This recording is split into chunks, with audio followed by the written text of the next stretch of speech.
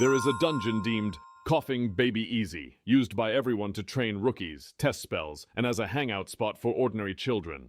A roaming, frenzied super monster from the most dangerous region just took one look at it, froze, became scarily aware of where it was, then fled. The townsfolk watched as the golden archdragon scrambled in place, desperately trying to gain traction, before speeding off into the nearby forest. They turned back, staring in newfound wonder at their local hangout. When they first discovered Sproutling's Cavern, it was seen as little more than a potential training ground. A deep cavern jutting into the side of a large mountain filled with moss-covered ruins of a civilization long past. The small insect-like monsters that inhabited the cavern made for easy practice for young adventurers looking to practice their footwork without being in real danger. But as time went on, and word of this delightfully harmless dungeon spread, it attracted a different kind of monster tourists. These traveling townsfolk would come in waves to see the cavern that The Adventurer's Guide to Caves, Dungeons, and Swamps rated half a sword for difficulty, but 5 swords for hospitality.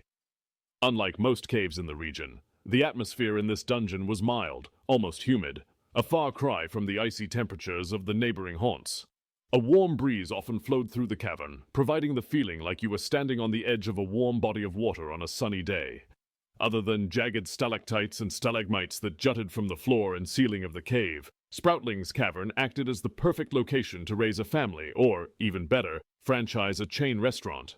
After many years, the cavern became a well-known tourist destination across the land, complete with restaurants, bars, and lodgings, all situated within the cave itself. So, it was with perplexed stares that the townsfolk watched the dragon retreat with its tail between its legs at the sight of their home. An exploratory committee was assembled to try and ascertain more about Sproutling's Cavern.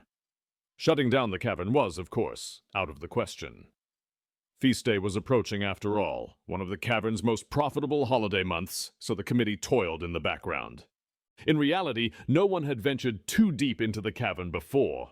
Light was scarce, and the opening of the cave was more than enough to host a thriving economy. The committee's expedition was halted when they reached the cavern's end.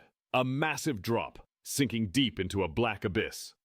Above the drop, a peculiar rock formation hung, or dangled, as one committee member wrote in their findings.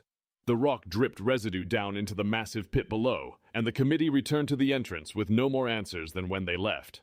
In the decades since the incident, many outside observers have scoffed at the opaqueness of the residents of Sproutling's Cavern. Time has an interesting way of making the most subtle of red flags ring alarm bells for those who have the benefit of reflecting on disasters. Did Sproutling's Cavern's residents simply ignore the smell wafting from the cave, or did they celebrate it as a unique feature of their home?